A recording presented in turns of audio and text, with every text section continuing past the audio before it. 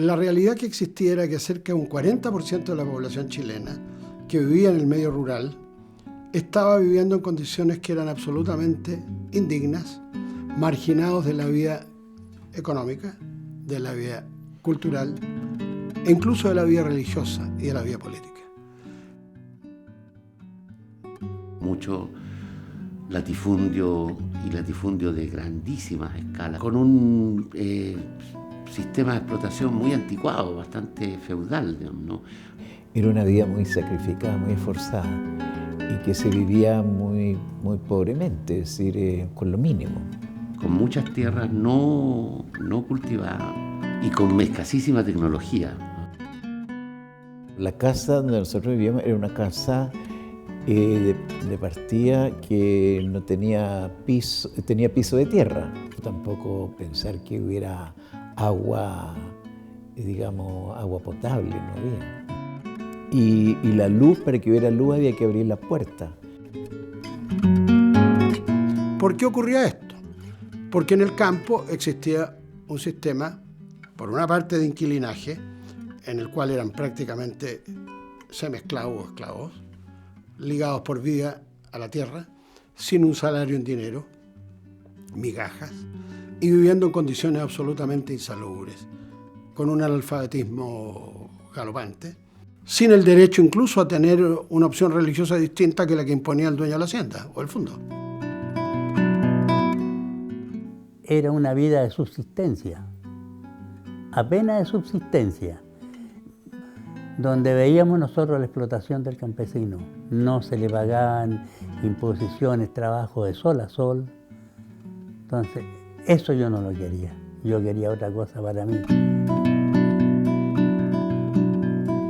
Esto empieza a convertirse en una presión porque los campos están sin cultivar, los campesinos emigran a las ciudades, empiezan a construir grandes cinturones de pobreza en torno a la ciudad. O sea, la situación social creada por el agro era insostenible. El año 61, dos obispos, don Manuel Larraín, el obispo de Talca, y el cardenal Raúl Silva Enrique de Santiago, arzobispo de Santiago, deciden hacer la reforma agraria como un testimonio de lo que había que realizar. Ellos perciben, digamos, que esto tiene que cambiar, pero que la Iglesia participa de la misma situación porque tiene muchas tierras o que no explota o que no distribuye entre los campesinos. Y ellos entonces deciden dar el paso de distribuir tierra y de ser como la avanzada de lo que después va a ser el gobierno de Frei. Pero la Iglesia Católica, los dos obispos, Manuel Larraín de Talca y Raúl Silva Enrique en Santiago, son los iniciadores de un proceso que se pasó a llamar Reforma Agraria de la Iglesia.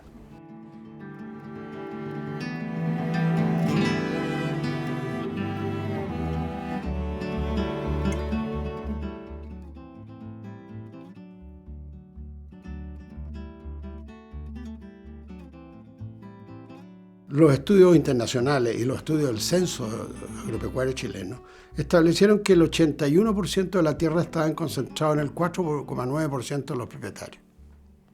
O sea, la concentración era enorme. Cuando se estudió qué pasaba con esos predios, se descubrió que grandes superficies de terreno, sobre todo en el Valle Central y en algunas partes del Centro-Sur, estaban prácticamente en pastos naturales, que se llamaban, en pastadas naturales se llamaban.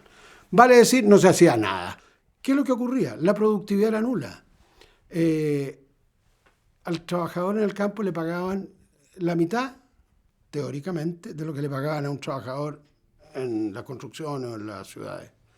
Y de esa mitad, el 75% de esa mitad, que ya era muy poco, se lo pagaban en el derecho a habitar en la choza, en el derecho a tener un pedacito donde sembrar unas lechugas, una hortaliza y a veces un animal al cerro. Y una galleta al día para que se alimentara él y repartiera en la familia. Que era el trabajo de sol a sol, que era tremendo. O sea, eran 12 horas de trabajo en el verano, en condiciones muy duras. Me indignaba ver que era el único sector que no no tenía progresos sociales, los demás tenían jornada de trabajo, los campesinos no tenían jornada de trabajo, los demás tenían asignación familiar, no tenían asignación familiar, etcétera, no gozaban de ningún derecho. Y especialmente no tenían el derecho de sindicalizarse. Todavía no se escuchaba eso de alguna organización, de algo así. Algún personaje anduvo por ahí hablando de que de la organización, pero que eso no lo supiera el patrón por nada del mundo, porque si uno lo recibía en la casa, lo echaban del fondo, claro.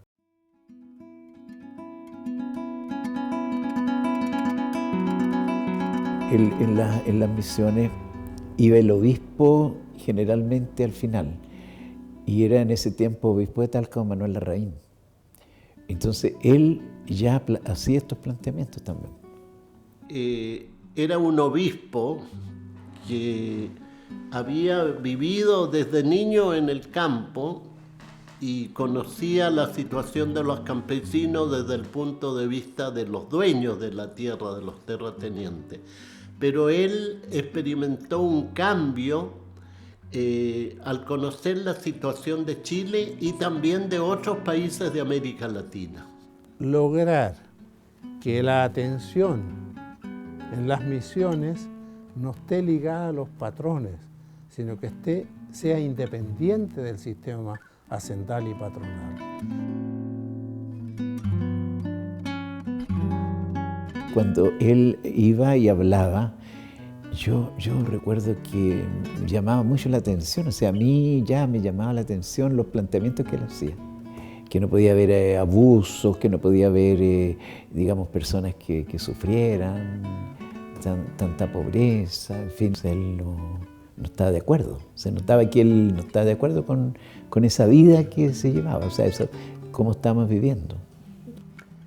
Y surge la huelga. Don Manuel Larraín, obispo de Talca, hace de mediador, pero más que eso, legitima la huelga. Esa fue una huelga emblemática. Yo creo que después de eso, la conciencia campesina en general, por las marchas que se hicieron, incluso hasta Santiago, cambió. Y se generalizó una sensación de demanda por justicia social, por mejores remuneraciones. La huelga de Molina, de alguna manera, fue un triunfo de los campesinos. Y fue la intervención de don Manuel Larraín que ayudó a encauzar el tema, a buscar un diálogo y darle una salida de una mayor, escuchar el pliego de peticiones que los trabajadores tenían, que eran condiciones mínimas, digamos, en esa época. Y que yo no lo relacionaba con que la iglesia eran determinados sacerdotes que tenían un concepto diferente de su labor pastoral y se dedicaron a su labor política. Para nosotros, yo soy católico, completamente fuera de lo habitual que debieron haber hecho, ¿cierto? Y bueno, y como estos sacerdotes son líderes en el lugar donde residen o donde los manda la iglesia, bueno, se aprovecharon de esas circunstancias también para crear odio y más dificultades aún en esta relación humana que en la agricultura es muy superior a lo que es la industria o el comercio y otras actividades, donde generalmente las empresas ni siquiera saben dónde viven sus trabajadores. Nosotros sí vivimos en otro ambiente. Por lo tanto, por eso somos tan apasionados también en algunas cosas, porque las conocemos muy de cerca y las vivimos de cerca. El cardenal no pertenece a ninguna clase social, ni a ningún partido político. El cardenal es él. No era comunista, nada, no era fascista, ni nada de eso. Era chileno. Era chileno. Lo bueno es que el momento de Chile coincidió con que había un momento universal, se puede decir, porque el Papa Pablo VI tenía una visión amplia y positiva y apoyó esa iniciativa. Después, en el año 68, culminó un proceso que había sido abierto por el Concilio Vaticano II. El Concilio Vaticano II fue una gran asamblea que hubo en Roma desde 1962 a 1965, en que se revisó la actitud de la Iglesia en todo el mundo. El concilio y esta actitud del Papa facilitó que en Chile los obispos se sintieran impulsados también a hacerlo.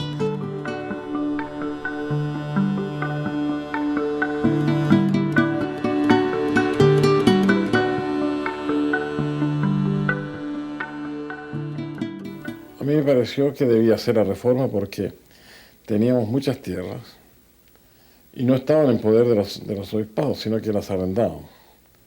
Y las condiciones de nuestros obreros campesinos no eran mejor que las condiciones de los obreros campesinos de Chile entero. Entonces nosotros estábamos predicando el que debía estar en mejores condiciones y no lo hacíamos. Me pareció que era un contrasentido y un escándalo. Nosotros predicábamos una cosa y hacíamos otra. Para quitar eso, creí que lo único que se podía hacer era distribuir las propiedades entre los inquilinos, entre campesinos, pequeñas propiedades, ayudarlos a hacerlas más productivas y que al mismo tiempo ellos se sintieran dueños de la tierra. Yo pensé hacer esto, consulté a las instituciones que tenía que consultar, al consejo de administración que tenía los obispados en esa época. En el consejo me dijeron que no debía hacerlo, porque los bienes habían sido dados a la iglesia y no para que yo los distribuyera a los campesinos. Uno de los miembros del cabildo le dice: usted si hace eso, señor cardenal, le dijo, usted está excomulgado, porque se establece que los bienes de la iglesia están destinados con el objetivo de la iglesia, no un objetivo distinto, un objetivo incluso político, que es la reforma agraria. Y así presenté el problema a Roma. Y hablé con el Papa Juan, le expliqué lo que pasaba y la situación en que estaba. Entonces el Papa me guiñó un ojo y me dijo: hágalo, yo lo ayudo.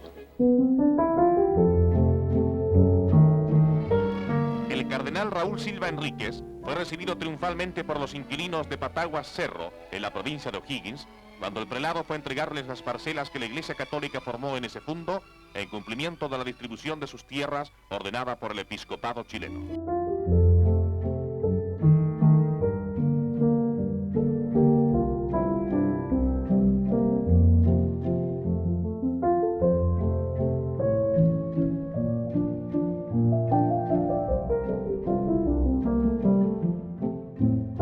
No fue el único que lo hizo, otros obispos de América Latina también lo hicieron, pero lo hizo aún con una cierta oposición de una parte del clero de Chile. Pero ahí está, son cosas que él ha realizado, en concreto por el campesinado, la reforma agraria, animada por la Iglesia.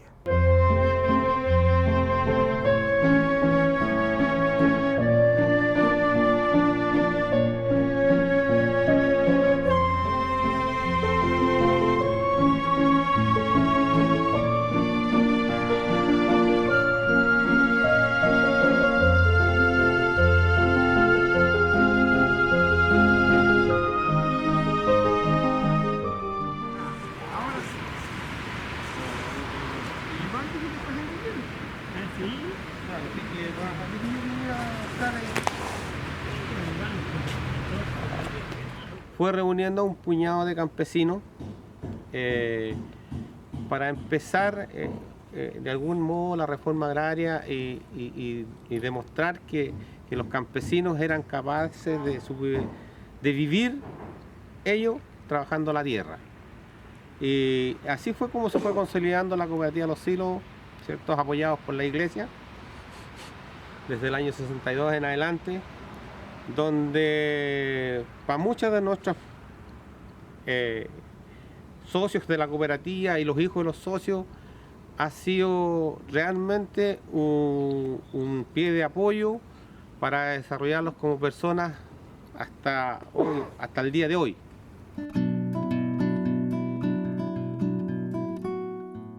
Los primeros que llegaron trabajaron un año en forma comunitaria, todo en común. Y posterior, ya las parcelas se subdividió el fondo, diríamos, y se sorteó. Por sorteo, cada uno tocó su parcela. Aquí en promedio las parcelas son 14 hectáreas. No todos estábamos preparados para asumir una responsabilidad, algunos un poquito más que otros. Yo diría, a lo mejor yo tuve la suerte de estar un poquito más preparado porque estuve en el instituto. Seguían cultivando los suelos como siempre, pero ahora exigiendo y obteniendo capacitación sindical para poder defender con responsabilidad y dignidad los derechos que les confería la ley.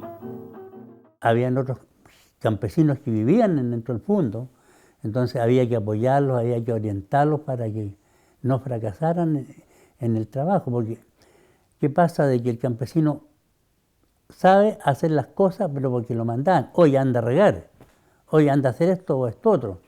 Y cuando le entregan un terreno y dice, bueno, ¿qué voy a hacer aquí? Entonces tenía que tener un apoyo, y eso fue fundamental. Yo creo que ahí el gran pionero fue otro sacerdote llamado Rafael Larraín, totalmente independiente del cardenal Silva, que fundó los institutos de educación rural. Llegaron a ser 24 o 25 institutos de educación rural en todo Chile. Él formó en esos institutos muchos centenares y millares de jóvenes campesinos que ejercieron una influencia grande en el campo. Unido a eso, crean lo que se llama el Instituto de Promoción Agraria, el INPROA, que es para darle asistencia técnica a los predios que inicialmente la Iglesia entregó a la reforma agraria, y que cuando se inicia el proceso en el gobierno del presidente Frei Montalva, la Iglesia entrega el resto de todos los fondos que tenían, todos. El pueblo, volcado en las calles de la capital de Chile, aguarda el nacimiento de un nuevo mandatario.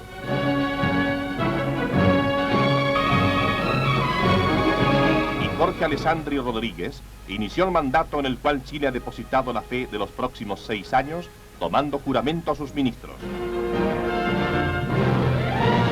Investido por la patria, el presidente se dirige ahora a invocar... Fíjese que la primera ley de reforma agraria en Chile se hace en tiempo de Jorge Alessandri. Y Jorge Alessandri invita a todos los cambios que ocurrían, y también el planteamiento de la propia Iglesia. La Iglesia fue en eso precursora del cambio en la agricultura. Y entonces, cuando el gobierno de Alessandri tiene problemas económicos y necesitaba el apoyo norteamericano, ya estaba en el gobierno de los Estados Unidos John Fitzgerald Kennedy, con la Alianza para el Progreso, en donde planteaba entonces de que los países latinoamericanos, para que no cayeran todos en el comunismo. Acuérdense que el 2 de enero del 59 Fidel Castro declara entonces el primer Estado marxista de América Latina. Y entonces cuando llega Kennedy al poder, llegan esas condiciones, y con la necesidad entonces de que América Latina no se fuese para el lado en la Guerra Fría, para el lado del marxismo internacional. Y allí se plantea entonces el gobierno de Alessandri la necesidad de que en la Alianza para el Progreso, donde existían condicionantes para cada uno de los países, para el caso chileno, una de las principales preocupaciones del gobierno norteamericano era que se necesitaba reforma agraria porque se pedía dinero para comprar alimentos, porque el país no los producía. Hoy día tenemos una balanza comercial muy favorable desde el punto de vista agrícola, pero aquí necesitábamos comprar trigo, hasta papas de Argentina se compraban. La situación era muy distinta a lo que hoy día estamos viviendo, los contextos son distintos. 60 años atrás era otro sistema. Bueno, no quiero ser exagerado, pero también más atrás existían otros países y no la esclavitud, ¿cierto? Los países, el mundo fue progresando y el inquilinaje obviamente se fue terminando. En el sector agrícola no había educación. Si nuestros trabajadores... yo me acuerdo que me tocaba pagar las planillas y era pura firma con el dedo, pero planillas completas. Bueno, hay que ubicarse en ese contexto. Nosotros mismos comenzamos a poner escuelas en el sector rural. Entonces, claro, dicho ahora, ¿y usted está de acuerdo en inquilinaje? Sí, los años 50 sí, porque no había otro concepto. El año 70 u 80, le digo, oiga, inaceptable, ¿cierto? La Sociedad Nacional de Agricultura nunca entendió que tenía que encabezar un proceso de transformación y con eso habría defendido a mucha gente con muy buenas condiciones. Ya no supieron qué decir en el gobierno de derecha, donde los ministros eran ellos mismos. Ahí don Enrique Ortúzar, don Julio Filippi, don Arturo Maquena, por nombrarle algunos nomás, que son los que redactan la ley de reforma agraria y una reforma constitucional que presenta Alessandri el año 62 al Congreso y lo aprueba. El diagnóstico de la reforma agraria lo hicieron ellos y por lo tanto en las sociedades agrícolas guardaron silencio. Y si dijeron algo, dijeron sus directores, porque no se reconocen testimonios públicos de haberse opuesto al presidente Jorge Alessandri Rodrigo y de haber proclamado que la reforma agraria era una necesidad. El proyecto de ley de la reforma agraria duró 3 años. Y en ese momento Frei hacía su trabajo con lo que se llamó la reforma agraria de macetero del gobierno de Alessandri, pero ocupó ese instrumento legal para ir avanzando mientras le aprobaban su proyecto en el Congreso. O sea, la señal que dio la Iglesia a través del cardenal Silva fue realmente impresionante. Sobre la Alameda, en la estación central, vieron el sol los primeros. A paso de parada, como los viejos tercios, desfilaron rumbo al Parque Cousiño, teatro de la gran cita ciudadana, al compás del bombo inconquistable. Y el Parque Cousiño se convirtió en una marejada humana palpitante que batía palmas y banderas chilenas, enronqueciendo para celebrar la histórica gesta de la patria joven. Muchachos del sur, vamos a levantar la condición de la agricultura chilena para que la tierra chilena alimente al pueblo de Chile. El gobierno, sin esperar la dictación de la ley de reforma agraria y bajo el amparo de las disposiciones de la ley 15.020, ha iniciado ya la reforma. Se está cumpliendo así con el propósito que se hiciera el pueblo, la tierra para el que la trabaja.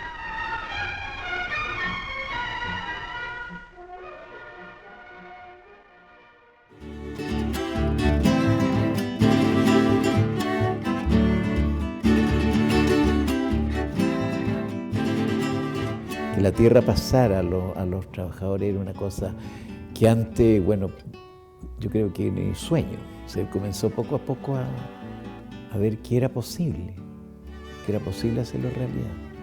La Iglesia, como digo, colaboró y la gente, bueno, entendió también y creyó también que era posible. Cambia la forma de que la sociedad percibe la realidad dramática que está en el medio rural. Eso es lo que estamos conmemorando. Y la reforma agraria es el cambio cultural, económico, social y político más profundo que ha tenido la historia de Chile, porque cambió una forma de vivir para siempre.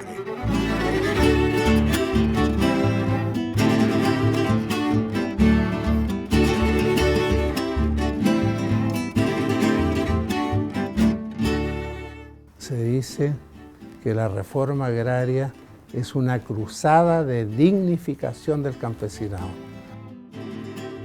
Lo potente es la educación de nuestros hijos. Lo más importante, mis hijos son todos profesionales. Yo agradezco lo que la Iglesia Católica hizo en todo momento, es que entendió que la dignidad del ser humano estaba más allá de cualquier cálculo económico que pudiera realizarse.